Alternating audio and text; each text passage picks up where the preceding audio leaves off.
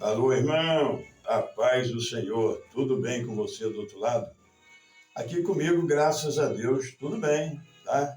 Calmo, sereno e tranquilo. E espero que você do outro lado esteja assim também. Alegre, porque a nossa alegria não depende das circunstâncias da vida, porque Jesus é a nossa alegria, não é verdade? Nesse vídeo de hoje, irmão, eu quero falar com você uma coisa. Principalmente você é jovem e sonha, né? O jovem tem que ser um sonhador, tem que batalhar. Na terra a gente conquista, a terra foi dada para nós conquistarmos. Lá no Salmo está escrito assim: os céus é do Senhor, e a terra deu ele aos filhos dos homens.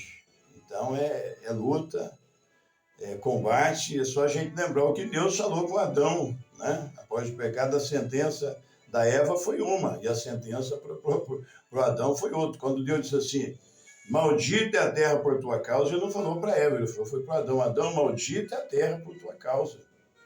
E aí Deus falou, né? Dor, fadiga, cansaço, suor do rosto, então é luta. Só que o trabalho foi criado. Quando Deus colocou o homem no Éden, então já colocou o jardim lá para o homem lavrar, para o homem trabalhar. Então o trabalho é bênção.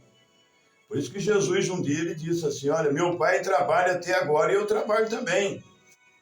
No capítulo 9 do Evangelho de São João, quando Jesus está passando com os discípulos, estava aquele cego à beira do caminho, e os discípulos fizeram a pergunta: Senhor, quem foi que pecou? Ele ou seus pais para que ele nascesse cego? Aí Jesus olhou e respondeu: olha, nem ele pecou, nem seus pais pecaram, mas isso aconteceu com ele para que nele se manifeste as obras de Deus. Aí Jesus disse assim: convém que eu faça a obra daquele que me enviou enquanto é dia, porque a noite vem quando ninguém mais pode trabalhar.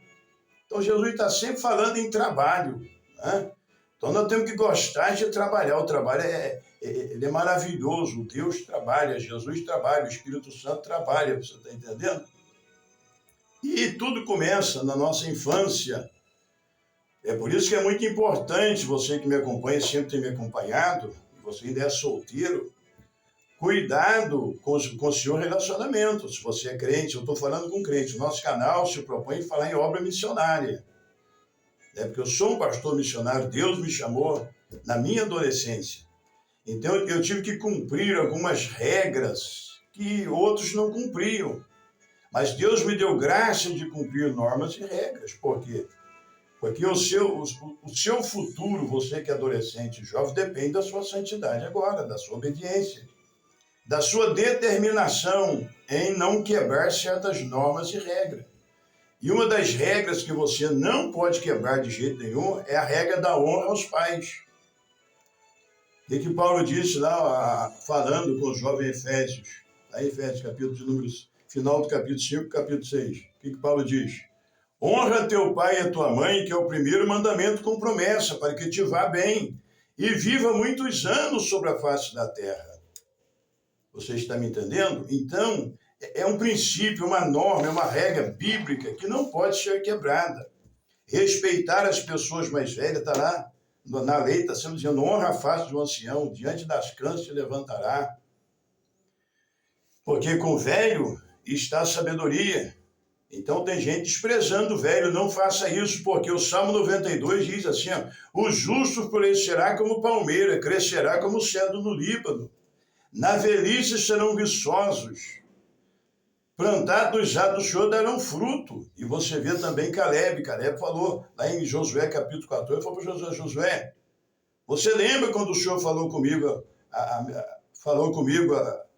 a meu respeito, falou comigo e você. E Deus falou comigo a meu respeito sobre essa terra aqui. E ele disse para Josué: olha, eu tinha 40 anos quando o Senhor falou comigo, e 45 anos se passaram desde que o Senhor falou comigo. Mas eu estou tão forte quanto o tempo que Deus falou comigo para entrar na guerra e para sair de minha terra dos anaquins. Então, por quê? Porque Caleb perseverou em servir a Deus. Quando os 12 foram lá espiar a terra, então 10 desanimou o povo e induziram o povo a uma rebelião, porque aqueles 10, quando infamaram a terra, o povo começou a chorar, queriam voltar para o Egito. Deus queria matar, Moisés interveio em oração e Deus falou: não, eu não vou matar, né? Mas esses 40 dias vai transformar em 40 anos, cada dia um ano. Por causa dessa má geração, não tiveram fé. Você está entendendo? E quando Josué e Caleb, você viu lá em Números 14, toma a palavra, o povo rebelde se levantou para poder matar Josué e Caleb, e Deus fez uma interferência. E aí Deus falou, Josué e Caleb vão entrar, porque neles houve um espírito excelente. Então eles eram jovens. E Josué não se apartava, deixa eu ligar aqui meu som. Josué não se apartava da tenda da congregação. Você está entendendo? Quando Deus derramou do Espírito, estava Moisés nos 70, ele achou estranho, ele foi lá reclamar com Moisés. Moisés, olha, estão profetizando. Você tem ciúme por mim, Josué? Mas ele não se magoou com Moisés, com a correção de Moisés. Você está entendendo, jovem? Que tem um chamado que não é errado a gente, o preparo. Você tem que se preparar. Olha, você moço também, cuidado. Você vai casar com um moço que não trabalha, não estuda, dá 9 horas da manhã e está dormindo, porque um homem de verdade, na adolescência dele, 6 horas da manhã já está acordado. Ele já está pensando na vida, ele está projetando, ele está correndo atrás de um curso, ele vai para o Senai, vai para o Sesc, ele quer fazer alguma coisa, ele quer conquistar. Essa é a vida humana, isso vem dos pais. É por isso que lá em Provérbios, no capítulo de número 22, versículo 6, está escrito, ensina o menino no caminho que ele deve andar. Não é o caminho, é ensinar no caminho.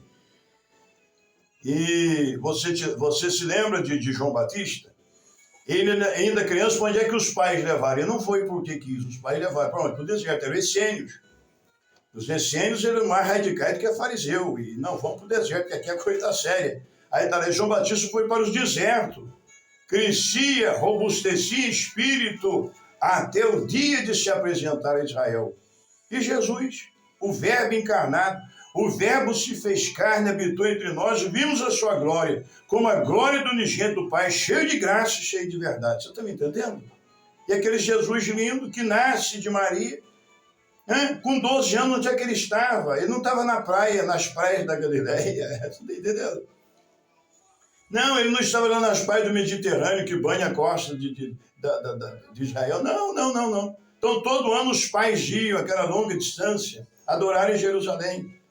E quando ele fez 12 anos, os pais achando, quando voltaram, que estão no meio dos parentes, ele não estava, procuraram 3 dias, não acho. Aí foi para Jerusalém. Onde é que ele estava? Não estava na praça. Reunido com os adolescentes da idade dele. Ele estava lá no templo, fazendo o que você já leu lá? Lucas, né? Capítulo 3. No meio dos doutores, o que ele fazia? Interrogava-os, fazendo pergunta a quem sabia, interrogando-os e ouvindo-os, e admiravam da sua sabedoria. Você está entendendo? Então Jesus, com 12 anos, estava no meio dos doutores, estava aprendendo, estava também ensinando. E aí os pais vêm, ele desce com os pais e foi ele sujeito, crescia em Jesus em sabedoria, em graça, em estatura e diante de Deus, diante dos homens. É por isso que quando Jesus entra na sinagoga onde fora criado, ali até Marcos registrou, Lucas registra também, o que acontece? O pessoal ali falou assim, mas peraí, esse não é o carpinteiro, filho de José? E de Maria, irmão de Tiago, Judas? E não está entre nós as suas irmãs? De onde ele veio tamanha sabedoria, sendo que ele não estudou? Você está entendendo? Então, isso é um exemplo de preparação para o adolescente e para o jovem. Corra atrás, sonhe, mas, acima de tudo, seja crente e fiel. E eu quero falar também com você, pastor. Falar o que com você? Eu quero falar com você que às vezes a gente sofre muito, viu? Pastor, missionário, plantador de igreja, como eu sou um plantador de igreja. E o que mais tem me feito sofrer são liderados infiéis. Porque a insubmissão vem de berço. E às vezes a gente não faz o exame para saber como foi a vida desse jovem obreiro que a gente está treinando. E aí quando ele ainda não tem nada, aí, sabe, ele é muito submisso. Mas por que às vezes nós que somos pastores sofremos? Porque nós não seguimos regras bíblicas. O maior exemplo foi Paulo ensinando Timóteo. Paulo chega na sua segunda viagem na Ásia, ali em Éfeso, estava ali um jovem, todo mundo dá o bom testemunho dele, o pai era judeu, o pai era grego e a mãe judia, foram expulsos pelo imperador romano, e Paulo, os irmãos dão o bom testemunho, e Paulo decidiu, Marco não vai mais, uma decisão de Paulo, não vai mais, vamos arrumar outro. E Paulo encontra aquele adolescente. Um adolescente fiel, que quando você chega aqui em 2 Timóteo, no capítulo número 2, olha o que está escrito aqui, Paulo falando a respeito de Timóteo. Paulo já está próximo de morrer. Mas o que ele diz a Timóteo? Ó, olha o que ele diz. Falando para Timóteo, escrevendo a Timóteo. Timóteo é um pastor. Dou graças a Deus a quem desde os meus antepassados sirvo com uma consciência pura, porque sem cessar faço memória de ti nas minhas orações, noite e dia, desejando muito ver-te, lembrando-me das tuas lágrimas para me encher de gozo, trazendo à memória a fé não fingida que em ti há, a qual habitou primeiro em tua avó Lóide e em tua mãe Eunice, e estou certo de que também habita em ti. E às vezes esse é o nosso problema. Agora eu falo com os pastores, missionários, plantadores de igreja. A gente pega alguém que, eu fumava maconha, cheirava cocaína. A gente sabe que Jesus liberta. Roubou banco. A gente sabe que Jesus liberta. Jesus liberta o mais vil dos pecadores. Mas quando fala sobre obreiro, sobre pastorado, aí Paulo fala para Timóteo aqui no livro anterior, 1 Timóteo, capítulo 3, sobre o obreiro. Primeiro, marido de uma só mulher, você viu lá e vai caminhando, aí está lá.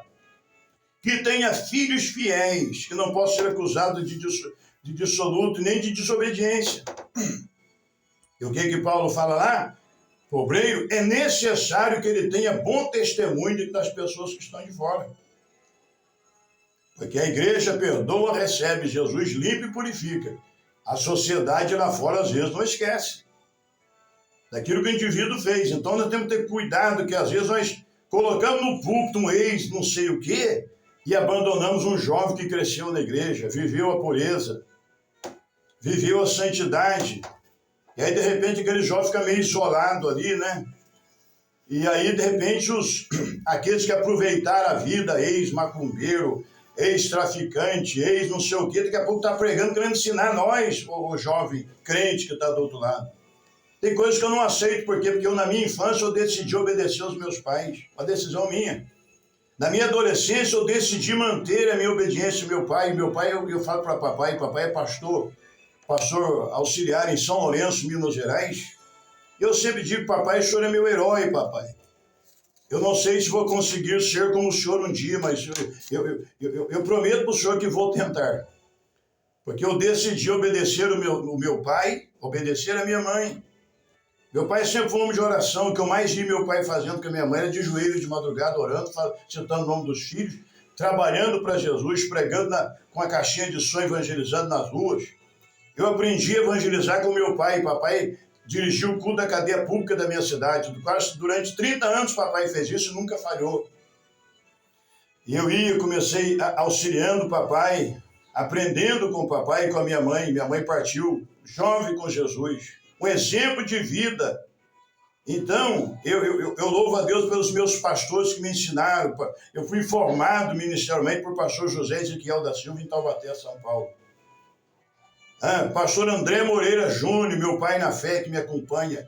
Eu sempre, pastor André Moreira completou 92 anos de idade, meu pai na fé.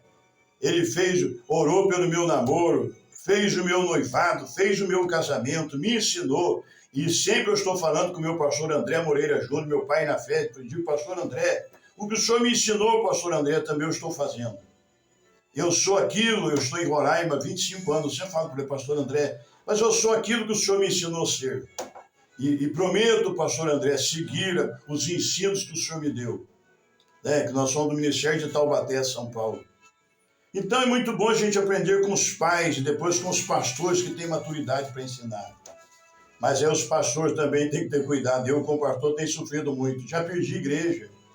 De investir em pessoa, depois de tudo pronto, a pessoa, ele se rebela, leva tudo, leva o povo e fica com a igreja, com o patrimônio. Porque um verdadeiro missionário, a última coisa que ele faz é documento de uma igreja de terreno. E um missionário, um verdadeiro pastor, tem que acreditar nas pessoas, como Deus acredita nele.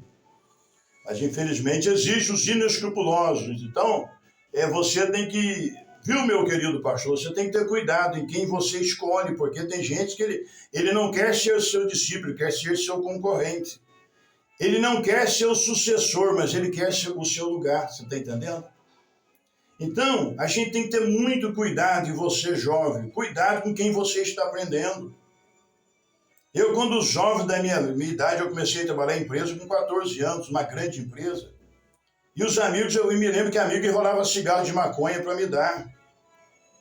Eu me recordo, eu tinha um irmão que Jesus já levou, que ele foi para o Rio de Janeiro, o papai ficou triste, minha mãe ficou triste, no Rio de Janeiro prendeu coisa errada. E do Rio de Janeiro, ele trouxe um revólver carregado e pacote de maconha e guardava na minha bolsa. Eu nunca usei maconha, eu nunca dei um tiro na minha vida, eu nunca tirei nem um passarinho na minha vida. Eu não gosto de arma, eu sou contra a arma. Mas ficava guardado na minha bolsa e no meu quarto. Era meu irmão. A gente recebia na empresa, os companheiros riam de mim. Demir, vamos curtir, mas muitos daqueles amigos já estão mortos. Eu nunca entrei numa boate, eu nunca dancei, eu nunca entrei no campo de futebol para jogar bola, eu tinha medo de quebrar a perna e me machucar e depois ficar e perder dia de serviço. Eu nunca fui demitido de uma empresa pela bondade de Deus. A última empresa que eu trabalhei foi a General Motors do Brasil durante 10 anos e só saí para ser missionário. Já era para estar aposentado há muitos anos, porque na minha juventude eu decidi, primeiramente, honrar os meus pais. E depois eu decidi servir a Deus e honrar os meus pastores. Então, meus pastores que acreditaram em mim, eu não os decepcionei. Mas, infelizmente, hoje nós estamos vendo muita divisão. Por quê? É porque a gente não sabe investir. Então, você, missionário, plantador de igreja, você, pastor, cuidado. Muito cuidado. Então, aqui, Timóteo, a maior igreja que Paulo ficou foi a igreja de Éfeso. E o que Paulo escreve a Timóteo? Eu sempre gosto de repetir as últimas palavras de Paulo a Timóteo, as últimas. Aqui no capítulo 2, aqui, ele está dizendo, Timóteo, eu me lembro das suas lágrimas, Timóteo, eu me encher de alegria. E às vezes nós, pastores, ficamos sozinhos, porque às vezes não tem ninguém para chorar do nosso lado, tem alguém para cobrar. Eu sou pastor há 25 anos e não tenho até hoje uma bicicleta para andar. Eu não tenho. Porque eu tenho que investir em terreno, eu invisto em pessoas, e minha esposa fica zangada comigo. As minhas filhas ficam zangadas, mas eu sempre disse para minhas filhas, Deus vai recompensar a obediência de vocês enquanto foram solteiros, nunca me envergonharam, onde eu estive como pastor, me ajudaram, oravam comigo, hoje são todas casadas. A minha filha, que eu tenho menos tempo de casado, tem 11 anos de casado, eu não tenho filho divorciado, eu não sou melhor do que ninguém, já estou indo para 10 netos pela bondade de Deus. E aí Deus honrou minhas filhas, que os meus genros são todos formados, os homens simples, mas hoje são formados, são empregados. Eu vejo Deus prosperando as minhas filhas. Porque eu dizia a ela, minhas filhas, vocês estão aqui nessa comunidade indígena comigo. Vocês estão aqui nessa mata me ajudando, minhas filhas. Eu não tenho condições de dar uma sandália para vocês, mas Deus vai recompensar. Minha filha mais velha casou, e quem fez tudo foi meu genro. Eu não tinha o dinheiro para dar uma sandália havaiana para minha filha mais velha. A minha filha do meio, ela casou aqui em Roraima, ela era empregada, sempre arrumou emprego, ela fez tudo. Quando a minha filha do meio casou, eu não tive condições de dar uma Coca-Cola no casamento dela. A minha filha caçula também, a minha filha menor casou, e eu peguei um avião em Roraima, ela casou em Minas Gerais. E fui praticamente sem dinheiro. Quando eu cheguei em São Paulo, no aeroporto, meu dinheiro acabou, e eu não tinha dinheiro para comprar um pastel. Eu cheguei no casamento da minha filha sem dinheiro. Mas as minhas filhas nunca me distratou por isso, nunca me desrespeitaram, minhas filhas sempre me honraram. E as minhas filhas acordam do meu coração. Você está entendendo? Então, o que acontece? Deus nos recompensa, mas o meu mal como pastor, muitas vezes, eu já perdi igreja. Eu já perdi igreja como pastor. Eu já sofri rebelião. Pessoa que eu acreditei. Pessoas que eu orei por eles de madrugada, que eu investi. E me abandonaram por quê? Porque não tiveram princípio, não aprenderam com seus pais. Não decidiram na sua infância e na sua juventude honrar a Deus. E o que acontece? Mas a culpa é nossa. Então você, pastor, plantador de igreja, missionário, olha, o verdadeiro discípulo, aquele que está disposto a andar com você, a chorar com você. Eu tenho um aqui que, graças a Deus, ele é crente. Ele é um filho para mim, ele é um indígena. O nome dele é Laurismar. Aprendeu a falar português, já era adolescente. Eu me lembro que eu ia para as matas com fome, quando acabava a minha força. Aquele jovem pegava um cipó, ia na mata, tirava um cipó, pegava a minha mochila, colocava na bicicleta dele e amarrava um cipó e ia pedalando, puxando a minha bicicleta quando tinha força para poder pedalar na região de mata aqui de Roraima, na região indígena. E graças a Deus que esse moço é um moço bem sucedido, está aqui em Roraima hoje, estudou, nunca me fez vergonha também. Então eu louvo a Deus por isso. Mas tive muitas decepções. Então Paulo diz para Timóteo, em 2 Timóteo, tu, pois, meu filho, fortifica-te na graça que é em Cristo Jesus. E Paulo diz para Timóteo, aquilo que de mim, entre muitas testemunhas ouviste, confia homens fiéis que também seja idôneo para ensinar os outros. Ele diz para Timóteo, sofre, pois, comigo as aflições como bom soldado de Cristo Jesus.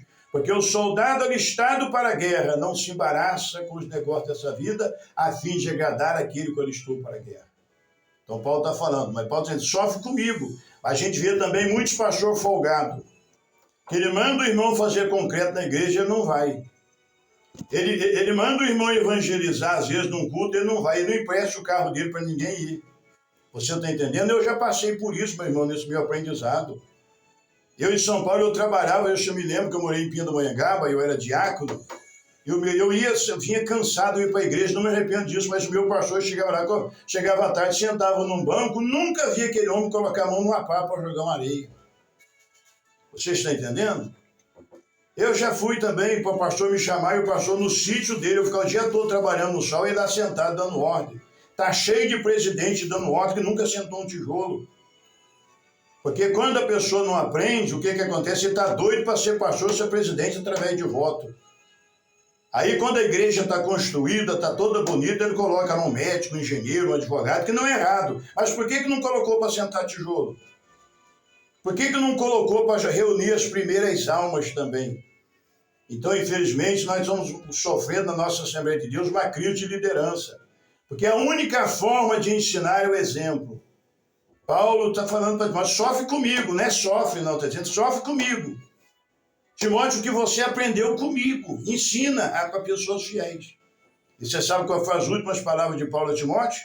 Porque às vezes a gente quer dar um ensino errado para o povo para poder atrair gente, principalmente quando as pessoas estão indo embora, porque tem gente que não gosta de ensino. Mas aconteceu com Jesus lá em João 6, que a multidão caiu fora quando Jesus começou a ensinar, e eu disse para o Senhor, quem que aguenta o seu discurso? Todos foram embora. Aí Jesus disse, você não quer também retirar? Você não quer ir embora também não? Aí Pedro disse assim, Senhor, para quem iremos nós? Tu tens as palavras de vida eterna. Aí Jesus olhou com a mão e disse a ele assim, olha, eu não escolhi vocês os 12, e um de vocês é o diabo, Jesus falou. E às vezes nós ficamos com medo, nós pastores, missionários, de perder gente. Quando o povo começa a ir embora, a gente começa a querer mudar a doutrina. A doutrina não se muda, a doutrina é doutrina em qualquer igreja.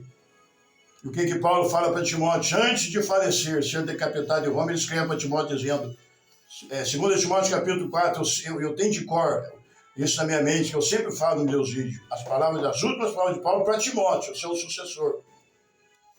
Porque o nosso liderado tem que ser aquele jovem que deseja ser nosso sucessor e não nosso concorrente. Entende? Mas esse jovem tem que ter formação, porque Paulo está dizendo que, Timóteo, você saiba as sagradas letras, Timóteo, porque a primeira habitou na sua mãe Eunice, na sua avó Loide. Então você sabe, você foi ensinado em casa. Eu confio em você, Timóteo. E as últimas palavras de Paulo para Timóteo foram, tu, pois, meu filho, conjuro-te, pois, diante de Deus de Cristo Jesus, que na sua vida e no seu reino há de julgar os vivos e os mortos. Pregue a palavra, enche a tempo, fora de tempo, corrige, repreende e exorta com toda longanimidade e doutrina. Porque chegará tempo que não suportarão a sã doutrina, mas tendo comichão nos ouvidos, amontoarão para si doutor segundo as suas próprias concupiscências, recusando-se dar ouvido à verdade, voltando-se às fábulas. Aí diz para Timóteo, mas tu, se sobe em tudo, sobe para as aflições, fazes a obra de um evangelista, cumpra bem o seu ministério. Ele diz dele, porque eu já estou sendo oferecido por libação de sacrifício, o tempo da minha partida se aproxima.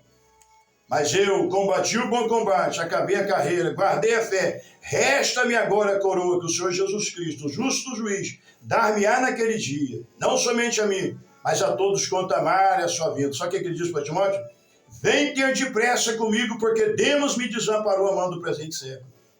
E você sabe o que ele fala lá no finalzinho para Timóteo? Timóteo, vem depressa, vem antes do inverno, traga minha capa que deixei em Troade. E os livros, principalmente os pergaminhos, traga-me Marcos também, que ele é muito útil no ministério. Aí diz para Timóteo, todos da Ásia me abandonaram. A igreja que ele ficou muito mais tempo foi a igreja da Ásia, Éfeso, a capital. 3 anos, a Bíblia diz que ali, pelas mãos de Paulo, Deus fazia maravilhas extraordinárias. Mas quando a perseguição veio, todo mundo correu. Deixou ele sozinho e disse assim, mas o Senhor Jesus me assistiu e me livrou da boca do leão e me levará salvo para o seu reino. Então você, pastor, que está do outro lado, cuidado com quem está sentado com você no púlpito. Cuidado com ex isso, ex aquilo, ex não sei o quê. Olha esse jovem que nunca desviou. Cuide desse jovem que nunca desonrou seus pais, um jovem estudioso, um jovem temente a Deus. Porque hoje estão valorizando talento em vez de caráter. Vai para o monte. E Jesus falou e a profecia. Não, está errado. Quem me formou pela infinita bondade de Deus foram os meus pais. Não foi profecia, não foi monte. Não foi nada disso. Eu sou o que sou, porque eu vi Jesus nos meus pais. E eu decidi honrar os meus pais. Eu vi a fidelidade dos meus pais aos pastores. Meu pai está na mesma igreja servindo, a Assembleia de Deus de São Lourenço, situada na rua Doutor Melo Viana, número 433, Centro São Lourenço. Meu pai está ali desde 1978, final de 78. Nunca vi papai pregando na sede, no tempo sede, mas é vice-presidente, está com 86 anos de idade. E nunca meu pai chegou na nossa casa falando mal do pastor, reclamando porque foi para um culto, só estava ele e mais algumas pessoas. Eu me lembro quando Jesus chamou meu pai deixou a banca da feira, minha mãe fechou um comércio e foram cuidar de almas.